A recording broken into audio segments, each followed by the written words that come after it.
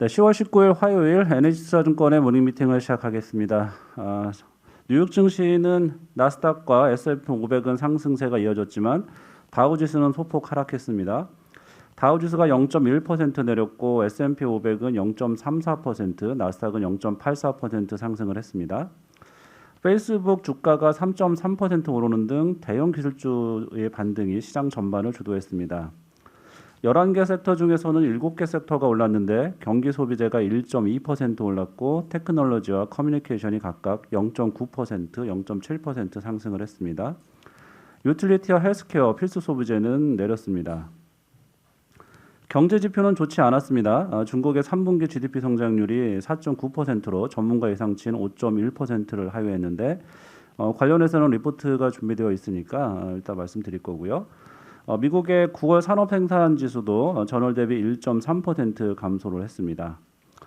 유가는 WTI가 배럴당 81.5달러로 마감해서 전날보다 1.1% 하락을 했습니다. 미국채 10년물 금리는 1.591%로 올랐고 원달러 환율은 5.2원 올라서 1187.6원입니다. 네, 오늘 저희가 준비한 자료는 채권과 주식 전략, 그다음에 크레딧, 산업기업, 해외 주식 등 총 8개 자료가 있는데요. 먼저 채권 쪽 자료부터 발표합니다. EU와 영국 금리 관련해서 월보입니다. 박민수 연구원입니다. 네, 유럽, 영국 월간 자료고요. 제목은 금리 인상 기대와 시장 금리 간 줄다리기로 지었습니다. 최근 유럽에서도 경기 회복세와 물가 상승세로 금리 인상 기대가 높아지고 있고요. 시장 금리는 경기 회복세만을 반영할 때는 꾸준히 상승하는 모습을 보였지만 금리 인상 기대가 가파르게 확대되면서 변동성이 높아지는 흐름을 보이고 있습니다. 앞으로 시장 금리는 경기 회복과 긴축 우려, 또 중앙은행의 스탠스와 긴축의 현실화 가능성을 변수로 움직일 전망인데요. 먼저 독일은 지난 한 달간 독일 10년 금리가 마이너스 0.30%에서 마이너스 0.08% 전고점까지 가파르게 상승한 이후에 현재는 마이너스 0.15% 수준까지 조정이 됐습니다. 독일 금리 상승의 메인 드라이버는 리오프닝을 중심으로 한 경기 회복세지만 최근에는 ECB의 금리 인상 우려도 가파르게 확대되면서 과도한 긴축 우려가 독일 장기 금리를 낮추고 있는 모습입니다. 다만 ECB의 기준금리 포워드 가이던스를 감안할 때 2023년까지도 실제 금리 인상 가능성은 낮다고 생각하고 있고요. 10월 28일에 있는 ECB 통화정책 회의를 거치면서 이러한 과도한 긴축에 대한 우려는 좀 완화될 전망입니다. 이런 과도한 긴축 우려만 없다면 리오프닝과 소비의 확대, 공급 측 병목 현상의 완화, 여행 산업의 회복 가속화 등 경기 회복 요인을 반영하면서 독일 장기 금리는 더욱 상승할 전망입니다. 10월 15일부터 11월 15일까지 한 달간 독일 10년 금리는 마이너스 0.25%에서 0%까지 밴드 내에서 상승세를 지속할 전망입니다. 이어서 영국 말씀드리겠습니다. 네, 영국 국채 10년 금리는 최근 변동성이 상당히 컸습니다. 9월 15일 이후 약 41bp가량 급등을 하다가 지난주에는 8bp 하락을 했습니다. 우선 장기 금리가 상승한 이유는 에너지발 인플레 우려에도 경기 회복 기대감이 유지되는 가운데 시장에 반영된 BOE 기준금리 인상 가능성이 확대됐기 때문입니다. 그러나 연내 12월 기준금리 인상 그리고 내년 1% 기준금리 도달 전망까지 반영되자 이 정도의 긴축은 경제를 망가뜨릴 수 있다는 인식에 정책 실패 베팅이 유입되며 장기금리가 반락했습니다. 우선 큰 그림에서 연말까지 장기금리 상승 환경은 유지될 것으로 보입니다. 가계저축률, 금전적 위기 대응 능력, 구인 수요 확대 등을 보면 영국 소비자들은 공급 측 인플레이션을 감내할 수 있다고 예상하기 때문입니다. 또한 BOE 연내 인상이 현실화되지 않을 전망입니다. 고용과 성장률이 BOE 8월 전망치를 하회할 것으로 보여지고 11월 회의에서 업데이트되는 중기적 물가 전망치도 2% 목표 수준을 하회해 현재 시장에 반영된 긴축 수준이 과도하다는 메시지가 전달될 수 있겠습니다. 다만 11월 회의가 아직 남아있고 공급 측 인플레 우려가 높아서 연내 인상 노이즈가 일소되기는 어려워 보입니다. 이에 길트 채권 시장은 당분간 기준금리 인상폭을 가늠하며 금리 상하방 압력이 대치될 것으로 보입니다. 따라서 11월 중순까지 길트채 10년 금리 레인지는 0.95에서 1.25% 높은 변동성을 유지하는 장세가 유지될 것으로 제시합니다. 이상입니다. 네, 이어서 크레딧 전략 같이 들어보겠습니다. 최성종 연구원입니다.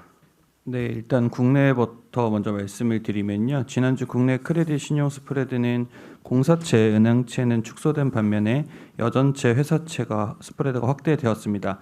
특히 여전채 하위 등급의 확대폭이 컸는데요. 올해 상반기 가장 강세였던 점과는 좀 대조적인 모습입니다. 최근 위드 코로나로 경제활동 정상화에 대한 기대감이 높은데요. 이에 대한 영향보다는 오히려 한국은행의 통화정책 긴축에 따른 경기 및 기업 실적에 부정적 영향이 더 크게 반영되고 있는 것으로 판단되고 있고요. 당분간 신용 스프레드의 확대 추세 이어질 가능성이 높다라고 보고 있습니다. 여기에 국채 금리 상승까지 이어지고 있기 때문에 당분간 국내 크레딧물의 약세 불가피하다 이렇게 보고 있습니다. 이어서 글로벌 크레딧 말씀드리면요. 지난주 글로벌 크레딧 신용 스프레드는 주 초반 인플레이션 경계감에 확대되었다가 주 후반에는 기업들의 양호한 실적이 발표되면서 축소되는 모습이었습니다.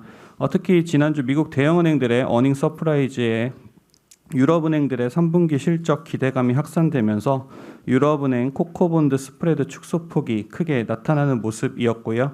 반면에 중국 부동산 개발 기업들의 유동성 우려가 계속 부각되면서 신흥국 달러채 약세는 지속되고 있는 모습이었습니다.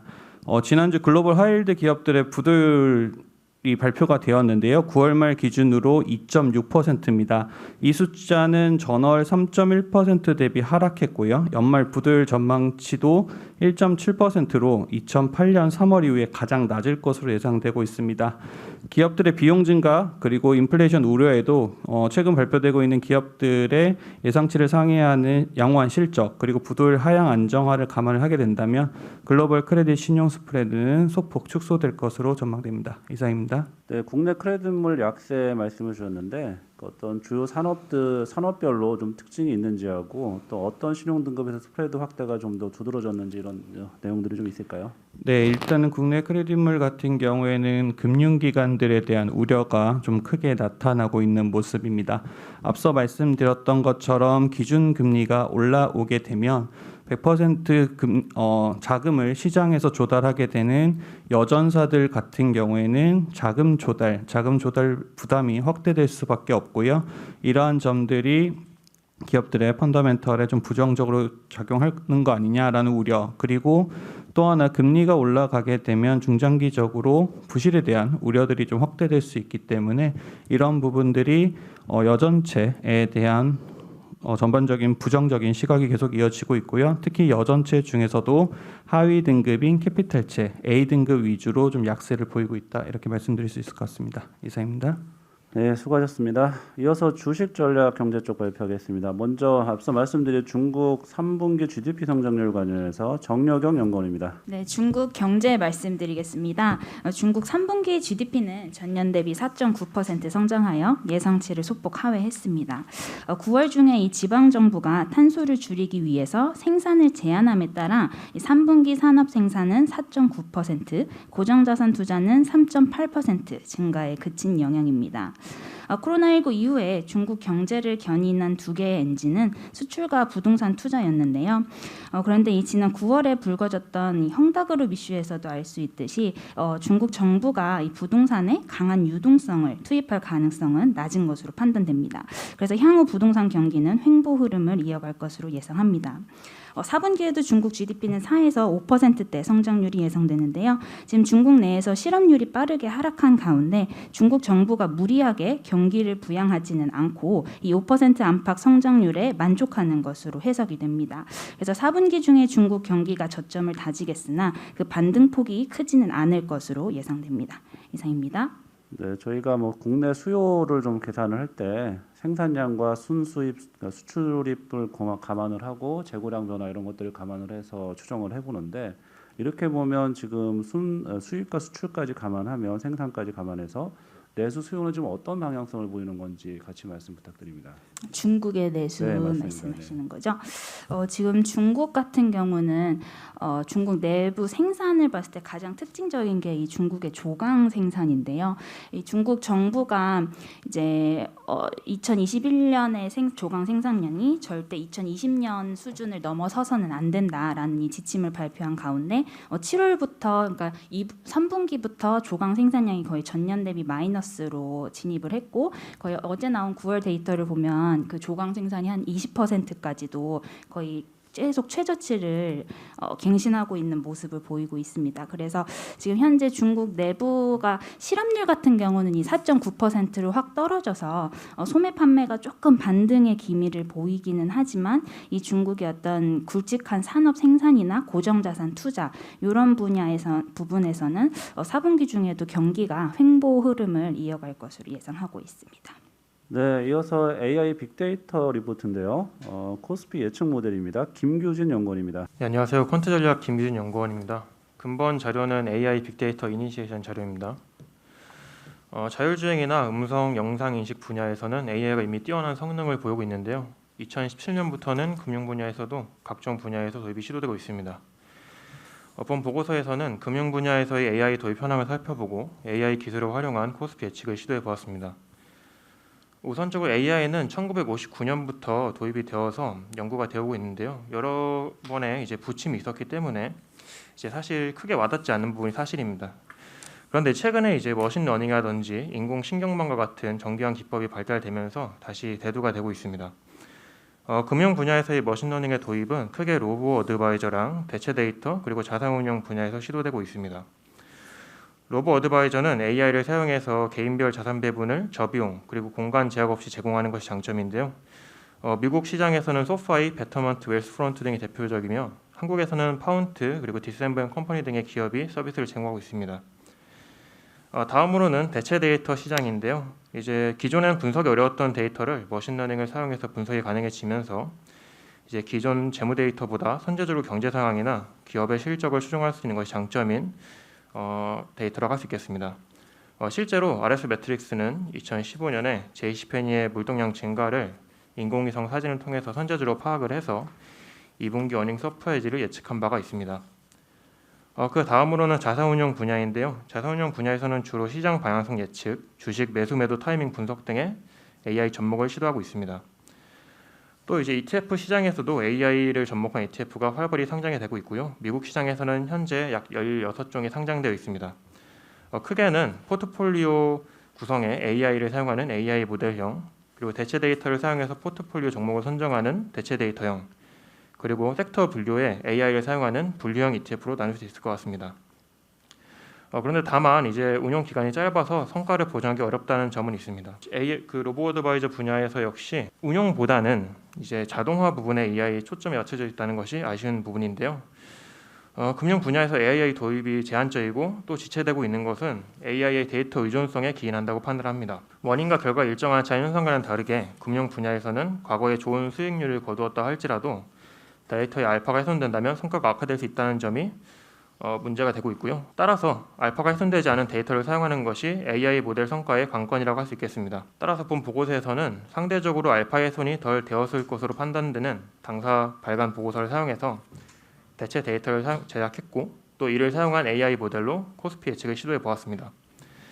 결과적으로 코스피 예측 모델은 코스피 대비해서 연평균 6%포인트 이상 초과 수익률을 기록하였고 변동성이라든지 최대 낙폭 부분에서도 큰 폭으로 개선된 것을 확인할 수 있습니다.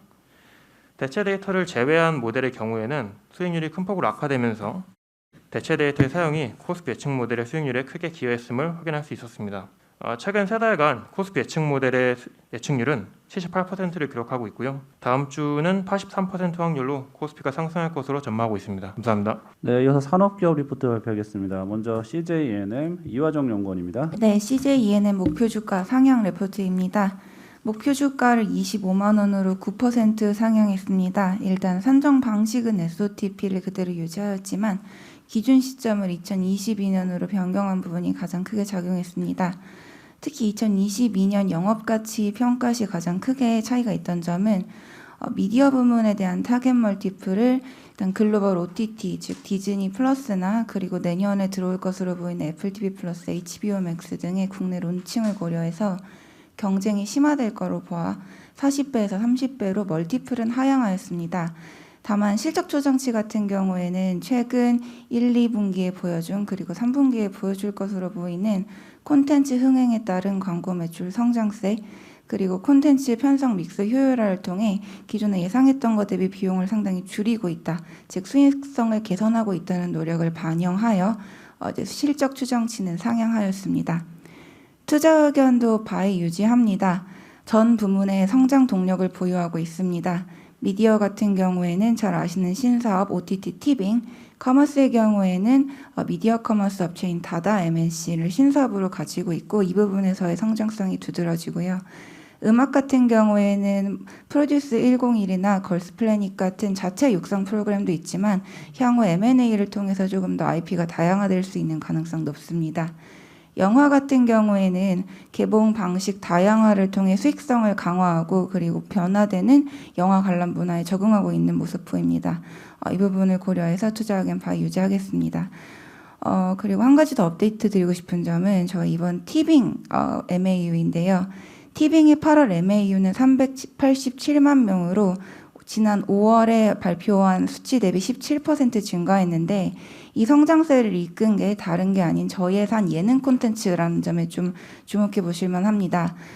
이제 국내 OTT 경쟁이 심화될 것이기 때문에 앞으로 성장이나 생존이 좀 어려워질 수 있는 국면인데 이때 콘텐츠에 너무 투자를 많이 해야 한다면은 아무래도 생존에 좀 불리할 수 있습니다.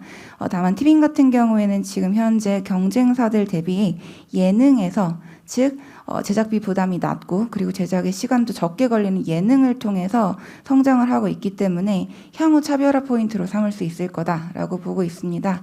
그래서 이 부분을 굉장히 긍정적으로 보고 있고요. 3분기 같은 경우에는 영업이익 757억 원으로 컨센서스 부합하는 수준 기대합니다. 일단 미디어 부문 같은 경우가 비수기임에도 불구하고 QoQ 성장세 이어갈 것으로 보이나 커머스 그리고 영화 부문 관련해서 마케팅비가 좀 컸을 거다라고 판단하고 있습니다. 이상입니다. 향후 티빙 가입자 전망은 어느 정도 되는지고요. 저희 목표 주가에 티빙 가치는 좀 어느 정도 좀 반영하신 건가요?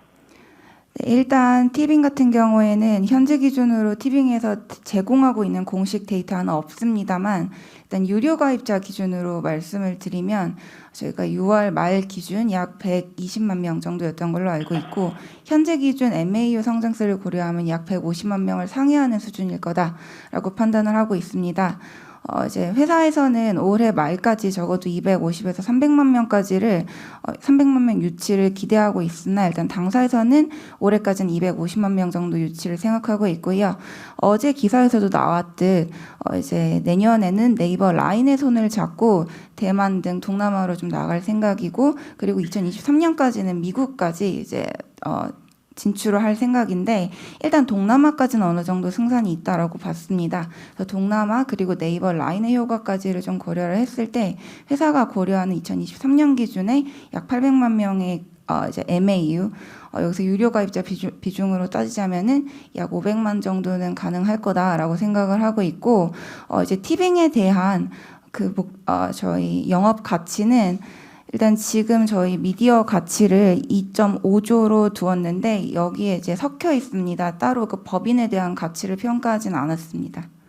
네, 이어서 기계산업 발표합니다. 최진명 연구원. 네, 저희 3분기 중국 굴삭기 판매량이 전부 집계됐기 때문에 좀 업데이트를 드리겠습니다.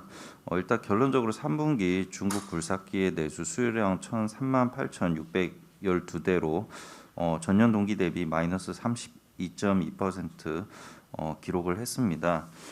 이게 1분기에 성장률이 85.3%였는데 2분기에 마이너스 15.3%로 전환됐고 3분기에는 마이너스 32.2%로 전환됐으니까 본격적으로 감소세가 지속되는 거라고 보시면 될 것 같습니다. 사실 3분기 안에서도 내용을 보면 추세가 점점 확대되는 걸 좀 볼 수 있습니다. 7월에 마이너스 24%, 8월에 마이너스 32%, 9월에 마이너스 38%를 기록한 걸로 이게 숫자가 나오는데요. 그래서 이게 피크아웃 이 정도가 아니라 이제 제대로 하락 국면으로 들어갔다고 보셔야 될 것 같습니다. 문제가 시장 자체가 위축되는 것도 있는데 국내 회사들이 좀 점유율이 빠르게 감소하는 걸 확인을 했습니다.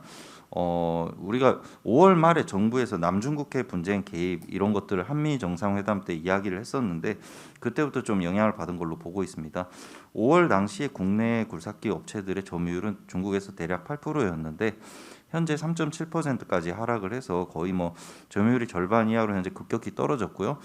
같은 시간에 뭐 미국계 회사인 캐터필러나 이런 데들의 점유율은 특별한 변화가 없는 걸 보면 유독 한국 업체들만 점유율이 급격하게 하락하고 있는 점도 좀 문제가 되고 있는 것 같습니다. 중국 시장에서 우리가 좀 판매가 잘 안 되고 있는데 판매 자체가 안 되는 것도 중요하지만 중국 시장 수요가 위축되면서 딜러사들의 좀 부실이 우려되고 있습니다. 굴삭기 시장 자체가 중국에서는 외상 관행이 좀 빈번하기 때문에 기존에 팔았던 굴삭기들에 대한 매출 채권이 잘 회수되는지도 좀 앞으로 모니터링 해야 될 것 같습니다. 매출 채권 회전율이 실제로 작년 4분기만 해도 2.1배였는데 분기별로 계속 감소를 해서 2분기에는 0.8배까지 줄어 있습니다. 3분기에 매출 채권 회전이 추가 감소돼 있는지 좀 확인이 필요할 것 같고요. 참고로 최근 한 3, 4년간 매출 채권 평균 회전율은 1.0배이기 때문에 지금 당장 확실히 위험하다고 이야기를 할 수는 없지만 3분기에 사업 보고서가 나왔을 때 이런 것들에 대한 검증은 좀 추가로 필요할 것 같습니다. 결론적으로 중국 시장에 대해서는 좀 사업하기가 쉽지 않아 보입니다. 중국 법인에서 생산된 굴삭기가 외국으로 수출되기도 좀 어렵습니다. 미중 무역 갈등 때문에 사실상 중국에서 생산된 굴삭기는 미국이나 유럽으로 나가는 거 거의 불가능하다고 보셔야 될 것 같기 때문에 캐파가 중국에 쏠려 있는 회사일수록 좀 애를 많이 먹을 거라고 생각을 하고 있습니다. 뭐 이러한 것들이 뭐 주가나 투자 심리에 이미 영향을 주고 있어서요. 업종 PER 밸류션도 뭐 1분기에만 해도 한 25배였던 게 현재 13배까지 떨어져 있고요. 일부 종목들은 10배 밑으로 주가가 하락한 것을 확인을 했습니다. 다만 저희가 굴삭기 종목에 대한 투자를 아예 배제할 필요는 없다라고 말씀을 드리는 게 중국 외는 모두 양호한 걸로 포착이 되고 있습니다. 중국 외 지역 같은 경우는 뭐 2분기에도 거의 100% 가까이 성장한 걸 확인을 했고요. 저희는 3분기에도 60% 가까이는 성장할 수 있다고 추정을 하고 있기 때문에 결론적으로는 중국 사업이 작은 회사일수록 피해가 없을 거고 뭐 종목에 따라서 중국 매출이 아예 없는 회사들 같은 경우 아예 타격이 없다고도 볼 수 있기 때문에 이런 기업들을 선별적으로 좀 접근하는 전략은 유효할 것 같습니다. 저희가 찾다 보면 예를 들면 진성 TC 같이 밸류션은 매우 낮지만 크게 중국 시장에 목을 매지 않는 이런 종목들이 좀 포착되고요. DY 파워도 저희가 판단했을 때는 그래도 PER 한 5배에 근접한 거는 좀 과하지 않나 이렇게 보기 때문에 시간이 흘러서 중국에 대한 의존성이 떨어지면 턴어라운드 할 수 있다고 이렇게 보고 있기 때문에 종목에 따른 선별적인 접근은 유효하다 이렇게 판단하고 있습니다. 이상입니다. 네, 다음은 해외 주식 자료 발표하겠습니다. 글로벌 이슈 분석 인데스트 자료고요. 핀테크 산업에 대한 내용입니다. 임지용 연구원입니다. 네, 해외 주식 이슈 자료 말씀을 드리겠습니다. 핀테크 관련해서 좀 자료를 작성해 봤고요. 최근에 뭐 미국의 핫한 M&A나 뭐 IPO 기업이 좀 이 영역에서 나오고 있고 향후 뭐 스트라이프나 뭐 클라나, 플레이드 같은 뭐 데카콘, 뭐 헥토콘 이상의 뭐 기업들이 또 상장 예정이 되어 있습니다. 뭐 테크 서브 섹터 내에서도 뭐 주가 성과가 좀 좋을 거라고 예상을 하고 있기 때문에 좀 작성을 해봤습니다. 금융과 테크의 결합을 의미하는 신조가 이제 생겨나고 10년이 이제 지났고 그동안 많은 스타트업과 생겨났고 또 상장을 했습니다. 페이팔의 시가총액이 그 시티은행 시가총액을 넘어섰고 또 머지않아서 세계 최대 은행인 JP모건의 시총을 또 추월할 거라고 좀 보고 있는데 저희는 헤게모니가 금융에서 테크로 좀 옮겨오고 있고 핀테크보다는 테크핀이 좀 더 적절한 표현이라고 생각을 하고 있습니다. 금융업체가 IT 투자를 늘리고 뭐 기술적 요소를 도입해서 혁신을 하는 거는 좀 한계가 있다라고 보고 있고 오히려 테크 업체가 기술 DNA를 가지고 금융업을 혁신할 때이지 않나라고 보고 있습니다. 국내도 예외는 아닌데 뭐 카카오뱅크나 토스의 이제 기업 가치가 시중 금융회사의 시총을 추월하고 이미 세상은 변화하고 있고 이러한 트렌드를 반영해서 업체 간 주가 내 차별화가 심화가 되고 있다고 보고 있거든요. 저희는 이제 테크핀 업체의 구조적 성장 그리고 멀티플 확장에 좀 주목을 해야 된다라고 생각을 하고 있습니다. 이번 보고서는 한 9가지 이제 소주제를 통해서 이 트렌드를 좀 짚어봤고요. 빅테크의 이제 핀테크 사업 현황, 그리고 뭐 이커머스, 그리고 슈퍼 앱에 대한 얘기, 그리고 BNPL 시장, Buy Now Pay Later라는 시장입니다. 뭐 할부 결제랑 비슷하다고 보시면 될 것 같고요. 모던 카드 이제 발급 플랫폼의 등장, 그다음에 소프트웨어와 결제의 융합, 옴니 채널과 현지화 전략, 오픈 뱅킹 API 뭐 등등의 소주제를 좀 다뤄봤습니다. 뭐 중요한 뭐 결론부터 말씀을 드리면 뭐 대형주 중에서는 페이팔과 스퀘어를 이제 최선호주로 말씀을 드리고요. 페이팔 같은 경우는 옴니 채널 결제 역량, 그다음에 슈퍼앱 보유 여부, 그리고 또 이런 것들을 기반으로 해서 구조적 성장과 추가적인 멀티플 확장이 좀 가능하다라고 보고 있고요. 스퀘어 같은 경우는 애프터페이가 그 인수 효과가 예상보다 좀 클 거다. 그리고 이제 잉여 현금 흐름이 큰 폭으로 증가하기 시작한다라는 게 이제 포인트일 것 같아요. 그리고 이제 중소형주 중에서는 이제 소피 테크놀로지와 마케타를 추천을 하고 있습니다. 그래서 두 기업 모두 저희 NHUS 그 글로벌 해외 주식 추천 종목에 포함된 그런 종목인데 모두 이제 차별화된 전략으로 금융 서비스를 혁신을 하고 있고 뭐 중장기적으로 구조적 성장이 가능한 종목들입니다.